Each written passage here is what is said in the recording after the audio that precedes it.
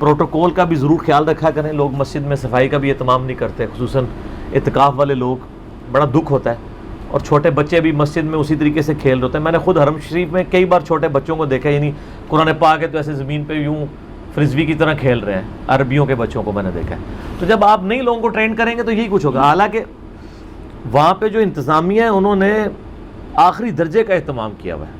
یہاں پہ تو لوگوں نے مشہور کیا نا جی وہ قرآن کا احترام نہیں کرتے. بالکل جھوٹ بولتے ہیں. جتنا قرآن کا احترام کا اہتمام مسجد نبوی اور بیت اللہ میں کہیں نہیں ہے. چپے چپے کے اوپر انہوں نے پیتل کی جو ہے نا وہ الماریاں رکھی ہوئی ہیں, ٹھیک ہے, لاکھوں مالیت کی ایک ایک وہ الماری اتنی خوبصورت بنی ہوئی ہے. پیتل کو آپ اتنا مہنگا دھات ہے, وہ روزانہ صاف ہوتی ہیں. حتیٰ کہ سردیوں میں پلاسٹک, چونکہ وہاں پہ اوس وغیرہ پڑتی ہے تو انہوں نے پلاسٹک کے آگے کور لگائے ہوتے ہیں تاکہ قرآن گیلے نہ ہو. پھر بھی کوئی شخص یہ ہمت نہ کرے کہ وہ صف سے اٹھ کے جا کے اس میں جا کے قرآن واپس رکھ دے اور وہی اپنے سرانے قرآن زمین پہ یوں ہی رکھ دے, تو پھر اس کی عقل کا ہی ماتم کرنا چاہیے نا. علاج تو اس کا کروانا چاہیے نا کہ انتظامیہ کو برا کہنا. ٹھیک ہے, ناک پہ اگر مکھی بیٹھتی ہے تو ناک تو نہیں کاٹنا چاہیے, مکھی کو اڑانا چاہیے. تو نوٹ نیچے لکھ دیں کہ ہم نے بھی ایک ادنا سی کوشش کی ہے کہ فرقہ واریت سے بالا تر ہو کر ہم یہاں پہ ایک اللہ کے لیے گھر بنا رہے ہیں. اور ساتھ مسجدوں میں ایسی حدیثیں بھی, ویسے تو ہمارے مسجدوں کے اوپر وہ بس یہی بورڈ لگا ہوتا ہے یہاں پہ فلاں مسلک کا امام ہوگا, اس کے علاوہ کسی کو یہاں پہ درس دینے کی اجازت نہیں ہوگی. اور یہ بھی لکھا ہوتا ہے کہ امام اور خطیب کی مسجد کی اجازت کے بغیر کوئی درس نہیں دے سکتا. تو ان سے میں معصومانہ سوال کرتا ہوں کہ میں اجازت کے بعد دے سکتا ہوں؟ تو اجازت بھی نہیں دیں گے. تو یہ کیوں لکھا ہوا ہے؟ سیدھا لکھیں کوئی درس نہیں دے سکتا. یہ کہانی کرائی ہوئی ہے ایسے کر کے. ٹھیک ہے, امت کے وسیع تر مفاد میں, یہ وہی والی بات ہے. وسیع تر مفاد کیا, آپ کا ذاتی مفاد ہوتا ہے, آپ جو کچھ کر رہے ہوتے ہیں, اور آپ اس کو امت کا وسیع تر مفاد کہہ رہے ہوتے ہیں. ان مسجدوں کے باہر یہ والی آیات جو میں نے بتائی ہیں, پھر مسجد سے ریلیٹڈ جو حدیثیں ہیں نا وہ بھی لگائیں احترام کے اعتبار سے. جیسا کہ صحیح مسلم میں حدیث ہے, جو شخص مسجد میں کسی گم شدہ چیز کا اعلان کرے تم کہو کہ اللہ کرے تمہیں وہ چیز نہ ملے.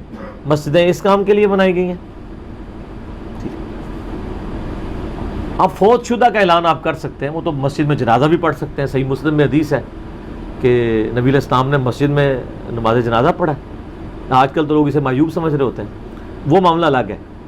اور جامع ترمذی میں حدیث ہے کہ جو شخص مسجد میں خرید و فروخت کرے اس کو کہو کہ اللہ تعالیٰ تجھے نفع نہ دے, نقصان دے.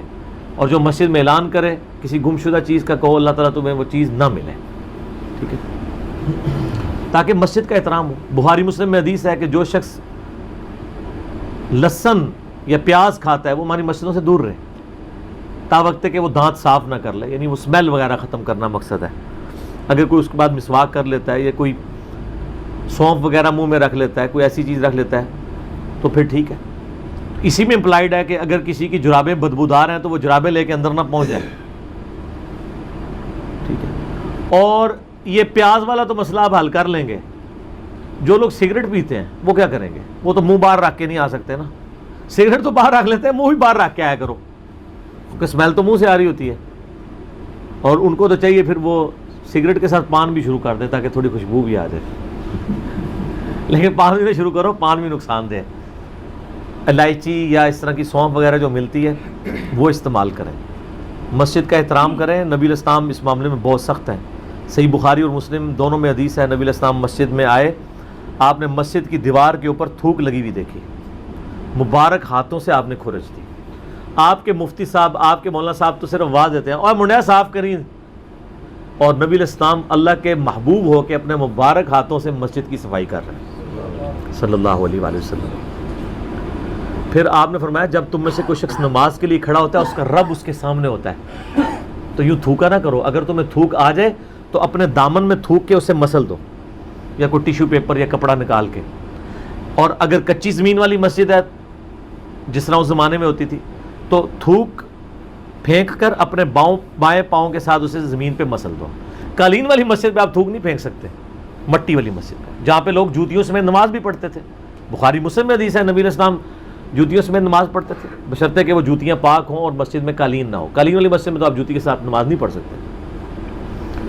اور ابو داؤد میں ایک حدیث ہے اسی کو سپورٹیو کہ وہ جو آپ نے تھوک صاف کیا تھا نا تو آپ علیہ السلام نے فرمایا کہ آندہ وہ امامت کے لیے آئے نا بندہ، تو اس کو کہنا کہ اللہ کے نبی نے منع کیا تم امامت کروانے سے، کہ تم نے اللہ اور اس کے رسول کو تکلیف دی ہے خانہ کعبہ شریف کی طرف تھوکنے کی وجہ سے، اور یعنی نماز کے دوران سامنے دیوار پہ مسجد کے اوپر تھوکنے کی وجہ سے اس کو امامت سے اتار دیا۔ یہ جناب 62 ایف ہے، یہ اللہ کے نبی علیہ السلام نے 62 ایف لگائی ہے۔ ہم تو اور لوگوں پہ لگا رہے ہوتے ہیں نا کہ جو مسجد کا احترام نہیں کرتا۔ نبی صلی اللہ علیہ وآلہ وسلم مسجد کے احترام کی بہت زیادہ تلقین دلایا کرتے تھے، بلکہ آپ نے فرمایا، صحیح مسلم کے اندر حدیث ہے کہ مجھے اللہ تعالیٰ نے یعنی اپنی امت کے اعمال میرے اوپر پیش کیے، تو ان میں سے میں نے ایک بڑا گناہ پایا کہ کوئی مسجد کے اندر گندگی والا معاملہ کرتا ہے۔ تو مسجدیں صاف رکھنی چاہیے، مسجدیں وہی صاف رکھتے ہیں، وہی عباد کرتے ہیں، جیسے قرآن پاک میں آتے ہیں سورہ بقرہ میں، جو اللہ پر یوم آخرت پر ایمان رکھتے ہیں۔ تو واپس میں اس سوال کی طرف آتا ہوں کہ بیت اللہ آپ نام رکھ لیں، لیکن ساتھ یہ آیت لکھیں اور یہ بتائیں کہ اس آیت سے ہم نے بیت اللہ لفظ ڈیڈکٹ کیا ہے، نوٹ ضرور لکھیں، کیونکہ ورنہ مولوی آپ پہ چڑھ دوڑیں گے کہ انہوں نے اپنا کعبہ علیحدہ بنا لیا۔ سر آپ پتہ ہے کچھ عرصہ پہلے یوٹیوب کے اوپر بڑی ایک ویڈیو چلی کہ جی وہ ایران والوں نے کعبہ جو ہے وہ ایران میں بنا لیا ہے، اور ان بیچاروں نے کوئی ایک سپورٹ جمنیزیم ٹائپ کوئی تھا، وہاں پہ انہوں نے خانہ کعبے کا ماڈل بنایا ہوا تھا لوگوں کو پریکٹس کروانے کے لیے کہ بھئی اس طریقے سے آپ نے پہلا چکر دوسرا چکر یہاں پہ وہ ہوگا، جیسے ماڈل آپ نے سمجھانے کے لیے وہ تصویر لے کے کسی نے کہا کعبہ علیحدہ بنا دیا انہوں نے، ٹھیک ہے۔ اور جب یہ صورتحال ہوگی تو پھر سب سے زیادہ بدتمیز حاجی ہمارے علاقے کے ہوں گے نا، سب سے زیادہ انٹرینڈ، جن کو پتہ ہی کچھ نہیں ہوتا۔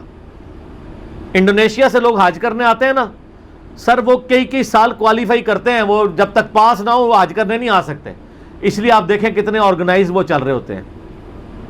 ہمارے بوڑھے جوان کسی کو پتہ ہی نہیں کیسے کرنا ہے، نماز جو روزانہ 5 دفعہ پڑھنی ہے وہ طریقہ نہیں آتا، اور جو کام زندگی میں پہلا اور آخری دفعہ آپ کر رہے ہیں وہ بغیر سیکھے کیسے آ جائے گا، جب تک آپ حج کی ٹریننگ نہیں لیں گے یا آپ ویڈیوز ہماری دیکھ لیں حج کے اوپر عمرے کے اوپر، تو اس طرح کی کوئی سلسلہ نہ ہو جائے۔ تو بہتر یہ کہ وہ آپ آیت لکھیں، ان اول بیت وضع للناس، یہ والی آیت لکھیں اور نیچے نوٹ لکھیں کہ پہلا گھر خانہ کعبہ شریف تھا، مسجدیں اللہ کی گھر ہوتی ہیں، اسی کے تحت ہم نے اس کا نام بیت اللہ رکھا ہے۔ اور جو کہ کہاں سے نکالا ہے تو ان کو ایک قرآن و حدیث سے نکالا ہے، یہ دیکھ لیں آپ، اول کا لفظ ہے، اگر اول وہی ہوتا ہے جس کے آگے کام چل سکتا ہے، پہلا گھر وہ، اور بخاری مسلم کی حدیث بھی لکھ کے لگا دیں کہ پہلی مسجد تھی وہ، دوسری مسجد اقصیٰ، اور دونوں کے درمیان 40 سال کا وقفہ، تو انشاءاللہ یہ فتنہ بھی دب جائے گا۔